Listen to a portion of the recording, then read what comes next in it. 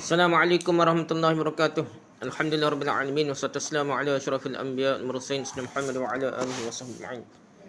Rabbi shrah li sadri wa yassir li amri wahlul 'uqdatam min lisani yafqahu amma ba'du. Kita sama kitab kita ni, kitab Sabilul Muhtadin karangan Syekh Muhammad Arsyad Al-Banjari. Kitab Sabilul Muhtadin karangan Syekh Muhammad Arsyad Al-Banjari. Fasal pada menyatakan zakat khalatah, iaitu bererti bercampur. Zakat bercampur, khalatah. Dia ada dua macam. Pertama khalatah syuyuk. Khalatah syuyuk panggil. Syuyuk ni, khalatah syuyuk. Dan khalatah jiwar. Khalatah jiwar. Kedua macam khalatah ni, percampuran ini berlaku pada batang pohon kurma, pohon anggur, sawah, emas dan perak, campur dah. Dan pada harta perdagangan. Ni ada campur lah.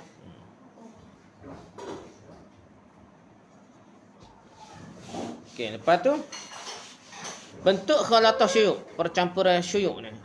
Umpamanya dua orang atau lebih daripada dua orang yang mereka semua wajib keluar zakat, bersama-sama memiliki barang yang cukup nisab atau kurang dari nisab.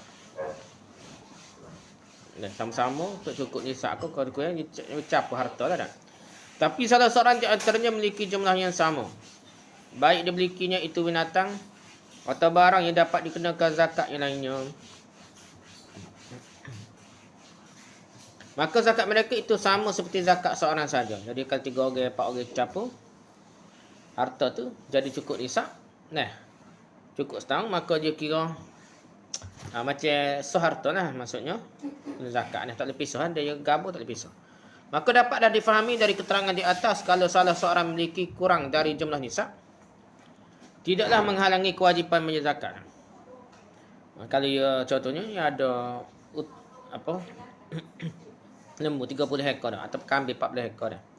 Ni ada 20, ni ada 20, atau 10 sampai orang. Sampai 4 orang, ada 10 jadi 40 dah.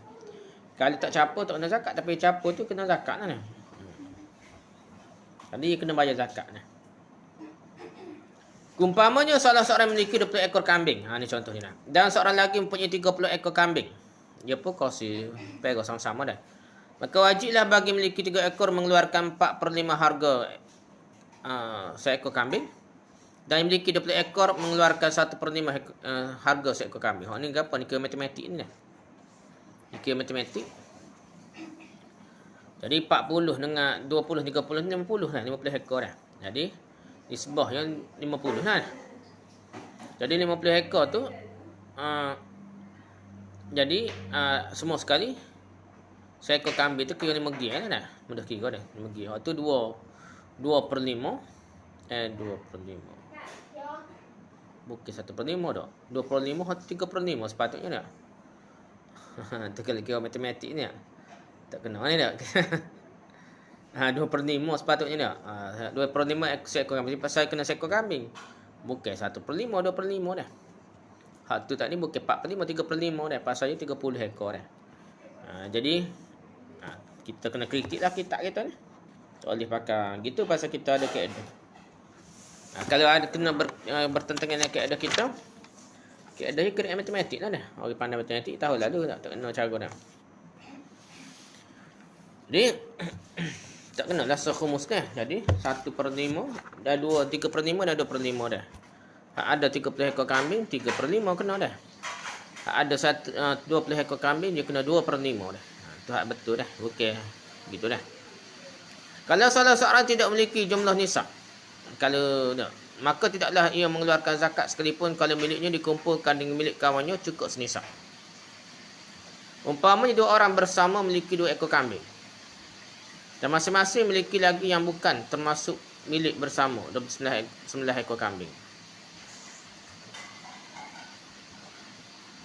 Tak cukup nisab ni dah. Tak cukup nisab tu kena lah. Khalatah syuyuk ni. Ni kita cerita khalatah syuyuk ni. Dah. Percampuran syuyuk panggil dia. Puak-puak lah golongan dia. Ini kadang-kadang dapat meringankan orang yang berkongsi. Umpamanya 2 orang memiliki 80 ekor kambing. Dah. Jadi kalau 40 ekor, seekor kambing 40 ekor, seekor kambing untuk 40 ekor, Seekor kambing 40 ekor. Tapi dia gabung je 40 ekor. Jadi tak sampai 120 masih seekor lah. Gitu lah dah. Dan terkadang-kadang dapat memberatkan. Umpamanya dia dua orang beli 40 ekor kambing. Contohnya ada 20 ekor, 20 ekor. Kalau 20 ekor tak kena zakat. Dia 40 ekor. Kira gabung tu dia kena bayar zakat dah. Dah. Terkadang-kadang meringankan salah satu pihak dan memberatkan salah satu pihak. Umpamanya dua orang memiliki 60 ekor kambing. Seorang memiliki 2/3. Dan daripada jumlah tadi dia 2/3 ni nisbah je 40 dah. Dan seorang lagi memiliki 1/3-nya 40. 1/3 1 darab 3 jadi 20 gitulah dah.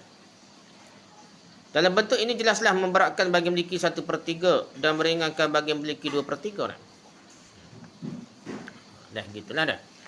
Terkadang tidak meringankan dan tidak juga memberatkan kedua-dua belah pihak. Umpamanya dua orang memiliki 200 ekor kambing. 200 ekor kambing ni tak lah 2 ekor dah. Ada kita bincang dulu ni. Ada. Berat apa duduk ingin apa tidak dah. Okey gabung dah. Okey, khalatah jiwar. Tadi khalatah dipanggil syuk dah. Kumpul dia lah, gabung sekali. Khalatah jiwa, pencampuran jiwa ni iaitu memberikan faedah 4 macam seperti yang terangkan dalam khalatah syuk. Percampuran syuk.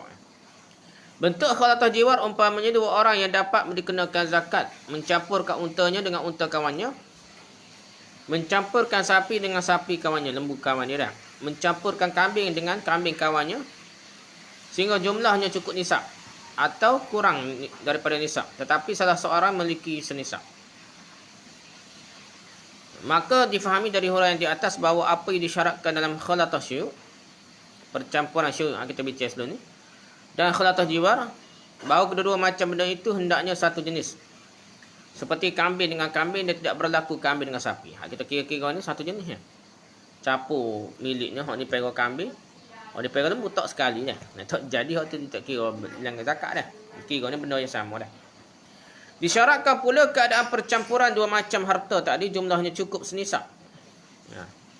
Atau lebih daripada senisab lah, ataupun kurang dari senisab tapi bagi salah seorang memiliki cukup senisab atau lebih. Dia capur, maksud dia capur je dia cukup senisab, dia kira senisab lah. Umpamanya dua orang yang masing-masing memiliki 20 ekor kambing, kemudian dicampurkan yang seorang memiliki 19 ekor dan yang satu lagi memiliki 19 ekor dan masing-masing meninggalkan seekor, maka tidak berlaku khalatah. Dan tidaklah wajib zakat kerana dalam percampuran itu tidak sampai senisab dan kawannya juga tidak memiliki senisab.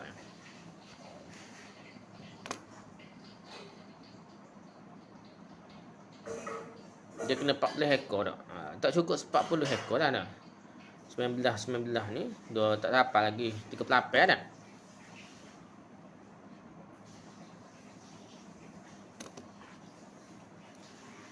Tak sampai 40 dah. Gitulah dah.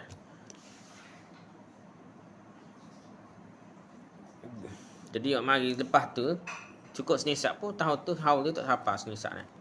Setahun. Disyaratkan pula pencampuran itu sudah terjadi selama setahun lah. Kalau dua orang yang masing-masing memiliki 40 ekor kambing pada awal bulan Muharram dan kemudiannya bercampur ke hartanya pada awal bulan Safar, maka tidak akan berlaku khalatah percampuran pada awal tahun pertama, maka baru dianggap khalatah percampuran pada Muharram tahun kedua. Kalau dia setiap kali bulan Muharram baru cek zakat dia, pengutik zakat cek, dia kira masa dia cek lah dah. Masa yang mari tu tak cukup dah. Jadi masa mula mari tu contoh 20 ekor dah. Dia cek 20 ekor. Tiba-tiba dia pun buat kita pegang sekali skandal. Tak 40 ekor dah. Tak 40 ekor tu, 20 ekor tu 40 ekor tu boleh bukan boleh mahar boleh sapa, nampak kan? Jadi lepas dah boleh mahar. Jadi kalau mahar tak dapat, mari cek pengutik zakat cek tengok lebih 40 harga dah. 40 ekor dah. Tapi tak boleh ambil lagi dah. Pasal baru cek tengok baru 40 ekor. Jadi dia tengok tak depan pula mari boleh mahar tak depan. Barulah dia ambil seekor lah daripada 40 ekor dah. Gitulah dah. Dan wajiblah masing-masing mengeluarkan seekor kambing dan berlaku khalatah pada tahun kedua dan tahun berikutnya dah. Dan wajib kepada mereka berdua meletakkan kambing sebagai zakat khalatah pada tahun yang kedua dan seterusnya.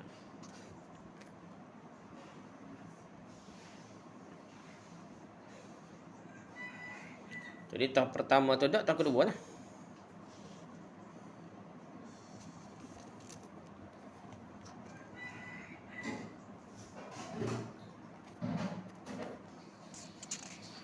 Tahun kena bayar dua juga ke? Kegan ni. Tapi tak boleh bayar benda tu tak tahu lagi lah dah. Disyaratkan lagi harta pada harta yang tidak bergantung pada haul seperti buah-buahan. Buah-buahan ini tidak bergantung tahu ikut musim ni. Dan biji-bijian, bahawa khalatah percampuran tetap berlaku sampai buahnya masak seperti anggur dan yang keras dan yang arung goreng keras dan seperti gandum lah. Kita tengok tukar anggur yang keras.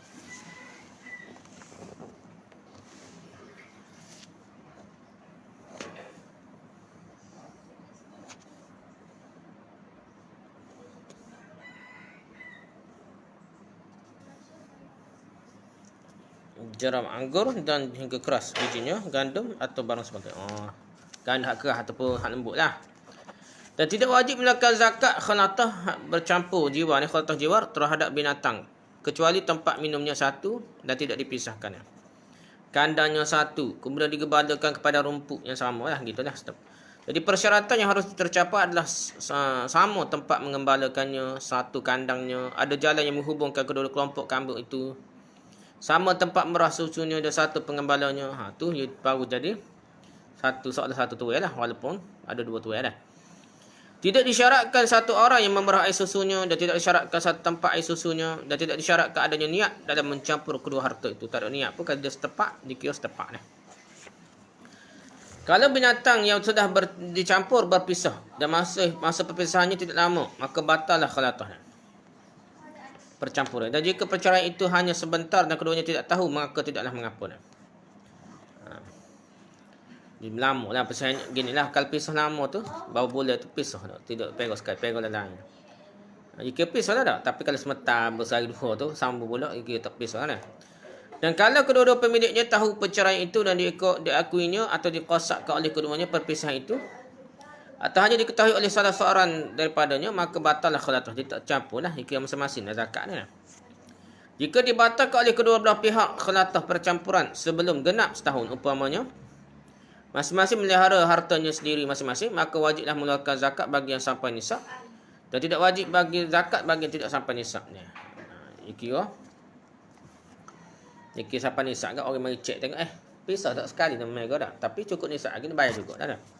Dia bayar hak cukup lah. Dia terapur sekali, contoh 80. Dia pisah, dapat tepuk 70 dah. Dia pisah ni hak 40, hak 30. Hak 30 tak kena dah. Hak 40 ni kita tak kena gitulah dah. Tapi tak ambil. Yang ambil gitulah kena lah dah. Pengumpul zakat, pemungut zakat ni dah. Boleh mengambil zakat harta dari salah seorang, dari dua orang yang berkongsi ni. Maka apabila diambilnya seekor kambing dari salah seorang, maka berlaku juga bagi kawannya sekongsi pada harga kambing, bukan pada kambing itu dah. Kalau kedua orang yang berkongsi mencampur 100 ekor kambing dengan 100 ekor kambing oleh pemungut zakat, diambil 2 ekor kambing dan dari salah seorang, maka berlaku juga kepada kawannya berkongsi separuh dari harga kedua ekor kambing, bukan separuh kambing ni, dan bukan pula 1 ekor kambing. Jadi gitulah, bagi sama-sama kena zakat dah. Jika diambil pada masing-masing orang seekor kambing, maka tidak dihitung apa yang diserahkan kawannya sekongsi, hanya berlaku untuk dirinya sendiri, sekalipun harga dari kedua-dua ekor tadi berbeza. Kalau si Zaid memiliki 30 ekor kambing dan si Umar pula memiliki 10 ekor kambing, maka pengumpul zakat, pemungut zakat ni mengambil seekor kambing dari si Umar, maka si Umar mengambil kepada si Zaid 3/4 harga kambing tadi ni. Dia gantilah kira dah. Dan jika diambil dari si Zaid, maka si Zaid mengambil lagi kepada si Umar 1/4 harga kambing ni. Kalau si Zaid memiliki 100 ekor kambing dan si Umar memiliki 50 ekor kambing, lalu diambil oleh pengumpul zakat 2 ekor kambing dan si Umar maka si Umar mengambil dari si Zaid 2/3 harga 2 ekor kambing. Dia cerita ni ambil pasal orang ni ambil kambing dia bui, jadi dia kena bayar lah hak lebih-lebih tak cukup ya. Hak kosin ni.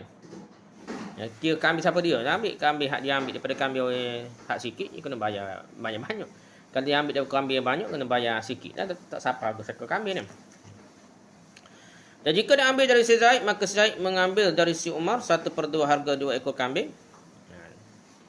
Dengan 1/2 harga kambingnya, semacam harga seekor kambing lah dah. Dan jika diambil dari masing-masing seekor kambing, si Zaid menyerahkan 1/3 harga kambingnya, dan dari si Umar menyerahkan pada si Zaid 2/3 harga kambingnya. Ni cerita panjang-panjang, cerita matematik je. Harga kambing tu. Ni kalau kita kira harga dah. Ni ada bicara pun tak. Adakah mesti beri kambing sungguh? Ataupun dengan harga nilai kambing je. Tambah-tambah zaman ni, zaman pitih ni. Zaman dulu tu ada pitih, tapi kadang sistem barter tu banyak lagi dah. Kita lah ni kena dengar ni Venezuela dah. Venezuela tu dia masalah ekonomi menyebabkan duit tak ada nilai. Banyak semula penggunaan sistem barter dah. Tukar bagian. Tapi secara umumnya kita ni lah ni, kalau zakat terus pun bayar dengan pitih. Sepatutnya makan ni tak sah mazhab kita ni. Imam Syafi'i kata boleh beri zakat dengan wang. Tapi tak ingatlah payah urusan dengan beras ni. Begitu je zakat natal tak. Mungkin urusan tu payah menyebabkan Jabatan Agama terima bukan dengan beras, bukan dengan tu, dengan nilai kambing tu. Mudah untuk urusan lah. Tidak wajib zakat khalatah, zakat yang capu ni, zakat khalatah jiwar pada buah kurma, pada anggur, gandum dan padi, melainkan apabila hanya seorang yang memeliharanya, baik anggur, kurma dan sawah. Satu tempat mengeringkan buah kurma, anggur dan gandum, dan satu tempat meliharanya, satu orang yang mengkulitinya, satu timbangannya, dan yang menimbang, satu takaran dan menakarnya, dan satu yang melihara dan mengetamnya. Maksudnya orang tu buat dah. Tak kira dia upuh ke apa dah. Sawah ada banyak ni. Orang ni sepetok ni 3 petok dah. Lepas tu kira lebih kurang. Barulah kita kira capu ataupun ada capu nak anggur lah ke apa dah. Dia kena kira sekaligus lah. Kalau benda-benda tu makanan asasi dah. Dia kena zakat. Kurma, anggur, gandum, padi lah. Tu biasanya. Bentuk khalatah. Jiwar ni pada pohon kurma, anggur dan persawahan bahawa masing-masing pemilik memiliki pohon kurma. Di dalam satu kebun atau kedua-duanya masing-masing memiliki pohon padi dan gandum dan satu sawah. Ni cerita ada berlaku ni. Dan bentuk khalatah jiwar ni dalam memiliki emas dan perak pula dan harta perniagaan bahawa masing-masing dari kedua orang yang punya pundi-pundi yang di dalamnya berisi emas dan perak, dan kedua pundi itu disimpan dalam satu peti bersama-samaan, sekalipun salah satu pundi-pundi tadi tersimpan dalam satu peti sekalipun salah satunya adalah titipan orang yang disimpan dalam peti itu. Dia kira habis peti tu duitnya tercampur dua orang ni pun kira setepak dah. Jadi dia kira cukup nisab kena bayar lah ni. Walaupun masing-masing tu harta dah kira peratus lah, potong lepas tu dah. Kerana berkumpul setepak lah. Macam cerita natal je. Kalau kumpul setepak kena zakat. Kalau satu peti tu campur setepak kena zakat lah.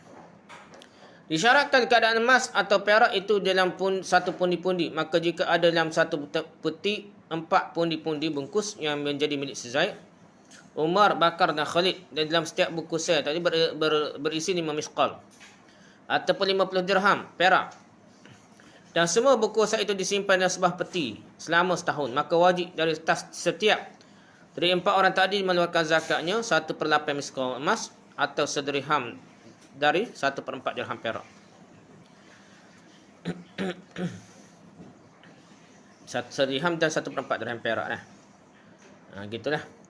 Jadi kena bayar 25% lah ni. Jadi 25% tu jadi dia kena bayar dah. Pasal 5 misqal tadi kita darat dengan 4 orang dah 20 1/8 je. 25% lah kira dah. 2.5% dah. Jadi 25% tu capur-capur kira 25% dah. Kerana sipir pitih tu setepak dah. Kalau masing-masing dari 2 orang memiliki barang perniagaan dalam sebuah toko, dalam sebuah kedai atau dalam satu tempat penjualan, satu tempat jual tu, maka wajib mengeluarkan zakat khalatah, zakat percampuran seperti yang terangkan di atas. Kalau khalatah itu sudah selama setahun, percampuran itu setahun. Jadi harga niaga pun gitulah. Bagai nak jual perabot, kau nak jual buku, kau nak jual apa, nilai dia lebih kurang. Capu kau gapo tak kira ni. Walaupun ada sehai, orang ni sehai banyak ni, orang ni sehai banyak ni, kau gapo pun ataupun bagi Orang ni ada satu kedai yang sama ada tuai berbagai-bagai dah. Kalau macam-macam gitu pun, dia kos niaga gitu pun dia tetap kena bayar. Sekaligus lah maksudnya kira nilai dia dah. Kira nilai dia ko. Campur dengan duit kalau biasanya orang kalau zakat perniagaan bahagian niaga dia akan campur dengan PT sekali dia. Lepas tu kira nilai bayar zakat. Okay, habis itu tentang zakat khalatah, capur sama ada capur binatang, capur tumbuhan dan capur bahagian nego dah bagi perniagaan. Walaupun tu berlain lah, cerita tu berlain lah. Okey, habis itu kita pergi pula zakat tumbuh-tumbuhan. Zakat tumbuh-tumbuhan pula.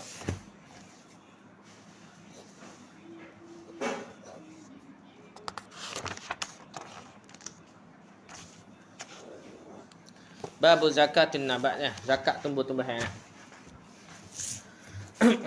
Tidak wajib zakat pada semua jenis buah-buahan dan tumbuh-tumbuhan kecuali buah yang dapat mengenyangkan dan menguatkan tubuh pada waktu normal, pada waktu biasa.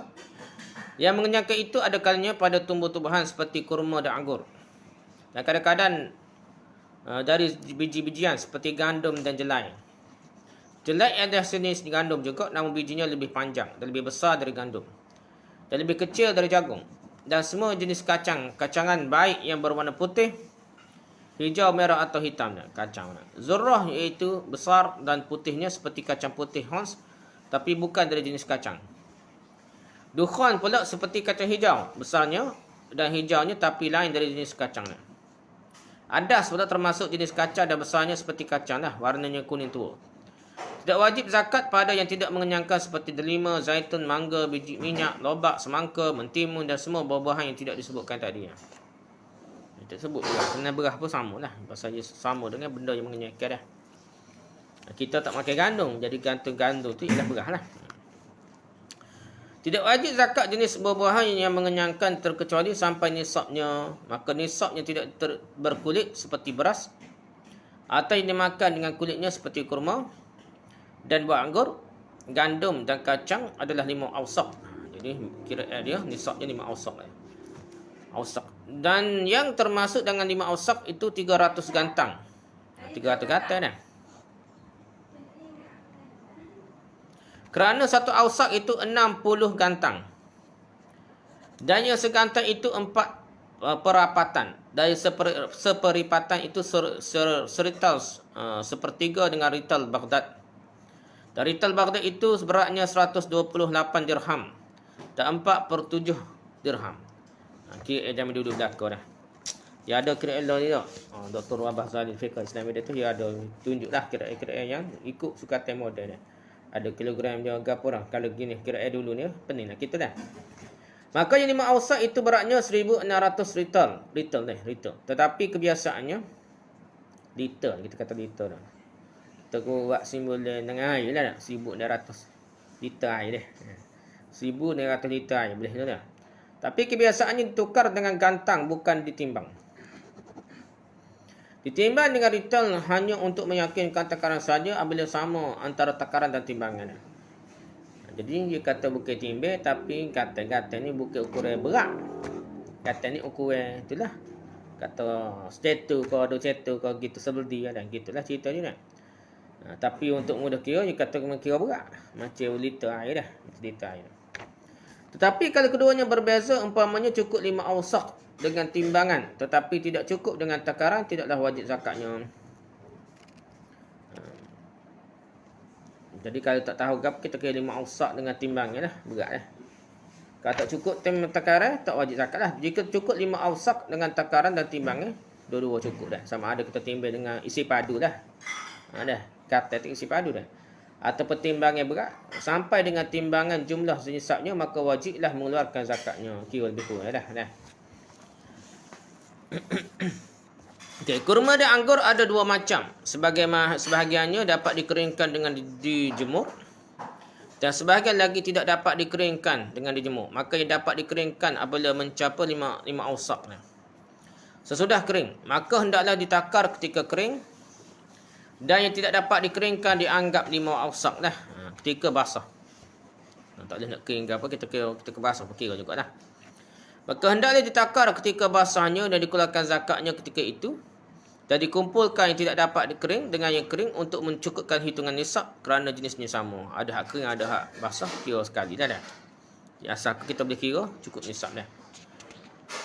Tapi lah ni hatulah cara dulu, kalau cara lah ni kak kita jual. Ya. Lepas tu kita ambil harga dia lah, nilai dia kita ambil lah. Jadi 1/20 ataupun 1/10 lah. Kalau kita banyak kos tu, kita kira 1/20 lah. Lepas ni kita cerita lah. Sedangkan biji-bijian maka dianggap sampai nisabnya 5 awsak ketika sudah dibersihkan dari tangkainya dan dari kulitnya. Bagi tidak dimakan dengan kulitnya. Kerana kulit bukan untuk menyimpan biji. Dan bukan dimakan bersama dengan kulitnya. Jadi, buah hak kulit lah dah. Berah ke apa dah. Biji-bijian yang memang disimpan dengan kulitnya dan tidak dimakan dengan kulitnya seperti padi dan adas yang merupakan jenis dari gandum, maka nisabnya 10 awsak. Jadi beras ni macam gandum yang kata dah. 5 awsak itu iaitu 900 gantai yang berukuran biasa. Ni pun kita orang muda ni korang dah. Dulu memang guna gantai lah. Kerana padi yang 60 gantai itu apabila dijadikan beras kebiasaannya menjadi 300 gantang. Inilah nisab yang ditetapkan dah.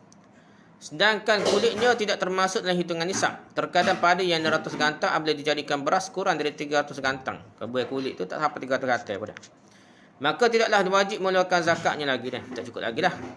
Terkadang beras yang 300 gantang dari padi yang kurang dari 600 gantang, maka wajiblah mengeluarkan zakatnya.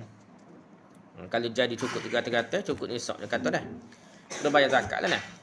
Dapatlah difahami dari yang terangkan di atas bahawa tidak wajib membuang kulit padi pada saat mengeluarkan zakatnya, tapi cukup dikeluarkan dengan kulitnya. Jadi kita kira ni lebih kurang tak termasuk kulit lah dah. Kalau kita nak beli dengan kulit-kulit pun tak apalah. Tetapi kalau dijadikan beras, maka nisabnya 5 awsak, iaitu 300 gantan, maka dikeluarkan beras juga. Moleknya kalau beras lah, dia jadi beras dah, maksudnya buah apa-apa dia dah. Kalau seorang bertani yang hasil dari pertanian itu kurang dari 600 gantang, umpamanya 300 gantang, maka hendaklah dilihat kalau padi itu sangat baik dan kalau dijadikan beras mencapai 300 gantang, maka wajiblah mengeluarkan zakatnya. 300 gantang itu kira nisab dah. Jadi kena bayarlah zakat dia. Tetapi kalau dijadikan beras tidak mencapai 300 gantang, maka tidaklah wajib mengeluarkan zakatnya. Kalau kita tukar daripada 900 gantai tu jadi beras yang tak ada kulit tu, tak sampai 300 gantai, tak wajib zakat lah dia kata dah. Demikianlah yang tersebut dalam kitab Fathul Jawad, Tufah dan Nihayah dan kitab-kitab lainnya dah. Jadi Ibn Hajar Al-Haytami dan Syekh Ramli dah. Dan padi janganlah ditambah dengan jenis yang lain untuk mencukupkan nisabnya.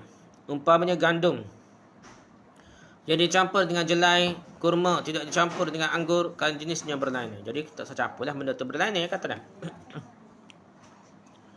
Tapi wajib mencampur yang sejenis untuk mencukupkan nisab. Umpamanya kurma mukalla dengan kurma bumi. Jenis kurma sama-sama kurma campurlah. Anggur bazaki dengan anggur nakhli. Padi ketan dengan padi biasa. Kacang hijau dengan kacang putih.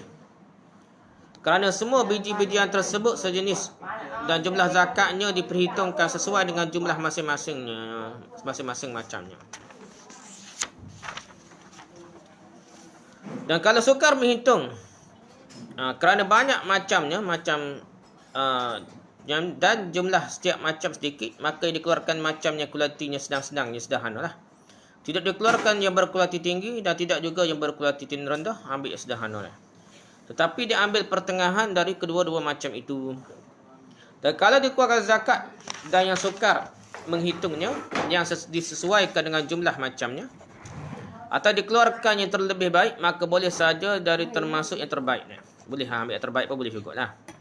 Janganlah dicampurkan buah-buahan atau biji-bijian yang didapat pada tahun yang lalu dengan diperolehi pada tahun itu dalam menghitung nisab. Tak usah campur lah, nisab ni hak kira hak dulu dah.